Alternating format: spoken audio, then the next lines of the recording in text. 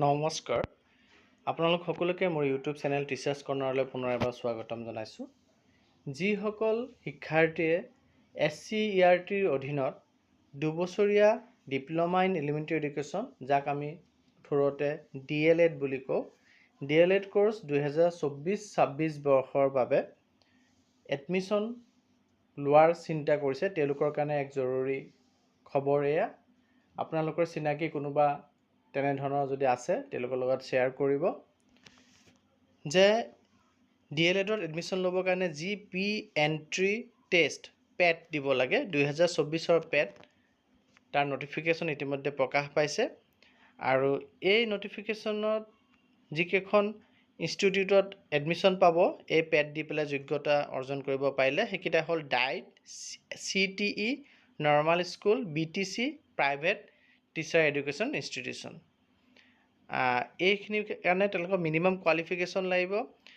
Higher ছেকেণ্ডেৰীত at least 50% marks লাগিব তেওঁলোকৰ আৰু SC ST কেটেগৰীৰ কাৰণে ৰিলেক্সেশ্যন আছে 5% ৰিলেক্সেশ্যন দিছে তেওঁলোকক। এজ 18 পৰা 34 বছৰ হ'ব লাগিব 1 জুলাই 2024ত আৰু 2 বছৰৰ ৰিলেক্সেশ্যন আছে SC ST প্লেন আৰু ST হিলছৰ কাৰণে আপাৰ এজ লিমিটত, অৰ্থাৎ ST SC হ'লে 36 বছৰলৈকে তেওঁলোকে আবেদন কৰিব পাৰিব আৰু ৰিজাৰ্ভেশ্যনো আছে OBC MOBC কাৰণে SC ST plain ST hills আৰু person with disability EWS reservation policy মতে তেওঁলোকৰ কাৰণে ৰিজাৰ্ভেশ্যন ব্যৱস্থাও আছে আৰু এপ্লাই কৰিবৰ কাৰণে SCERTPET.com.in এই অফিচিয়েল ৱেবছাইটত তেওঁলোকে অনলাইন মোডত ভিজিট কৰি পেলাই এপ্লাই কৰিব পাৰিব। তাৰ বাদে অন্য কোনো উপায়েৰে এপ্লাই কৰিব নোৱাৰি বা অফলাইনত কোনো ইনষ্টিটিউটত এপ্লাই নহয়। এপ্লিকেশ্যন ফিজ দিব লাগিব 600 টকা, অল কেটেগৰিজ চবেই দিব লাগিব।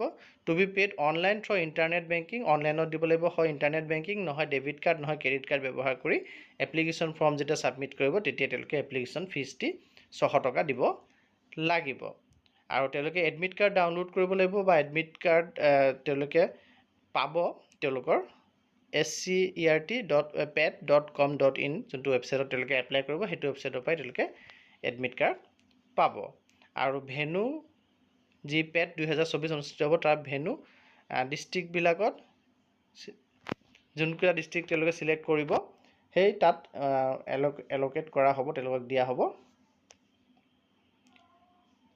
আৰু সেই কথাটো তেওঁলোকৰ এডমিট কাৰ্ডত উল্লেখ থাকিব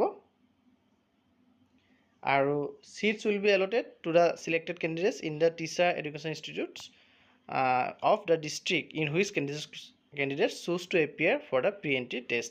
যোনটো ডিষ্ট্ৰিক্টত তেওঁলোকে pre-entry testত এপিয়াৰ কৰিবৰ কাৰণে চুজ কৰিব সেই ডিষ্ট্ৰিক্টতে তেওঁলোকক চিট দিয়া হ'ব আৰু ইম্পৰ্টেণ্ট ডেটবিলাক হ'ল অপেনিং অনলাইন ছাবমিশ্যন 22 জুলাইৰ পৰা, closing of online submission with fees payment 11 August, downloading of admit card 1 ছেপ্টেম্বৰৰ পৰা ডাউনলোড কৰিব পাৰিব। প্ৰি টেষ্টৰ ডেট হৈছে 8 ছেপ্টেম্বৰ আৰু ৰিজাল্ট ডিক্লেৰেশ্যনৰ ডেট হৈছে 23 ছেপ্টেম্বৰ। আৰু এটা ইম্পৰ্টেণ্ট কথা হ'ল যিকোনো মুহূৰ্তত যদি কিবা আপোনালোকে ফল্ছ দিছে তথ্য দিছে বা আপোনালোকৰ যদি যিখিনি ক্ৰাইটেৰিয়া আছে সেইখিনি ছেটিছফাই নাই হোৱা বুলি তেওঁলোকে ধৰিব পাৰে তেতিয়াহ'লে আপোনালোকৰ কেণ্ডিডেটছৰ কিন্তু কেঞ্চেল কৰি দিয়া হ'ব আৰু ইয়াতকৈ অধিক জানিবৰ কাৰণে আপোনালোকে SCERTৰ যি অফিচিয়েল ৱেবছাইট দিছে SCERTPET.com.in তাত আপোনালোকে লগ ইন কৰি পেলাই ইয়াত ডিটেইলছ জানিব খুজিলে আপোনালোকে জানিব পাৰিব। এইখিনি ইনফৰ্মেশ্যন আপোনালোকক দিবলগীয়া আছিলে। ধন্যবাদ।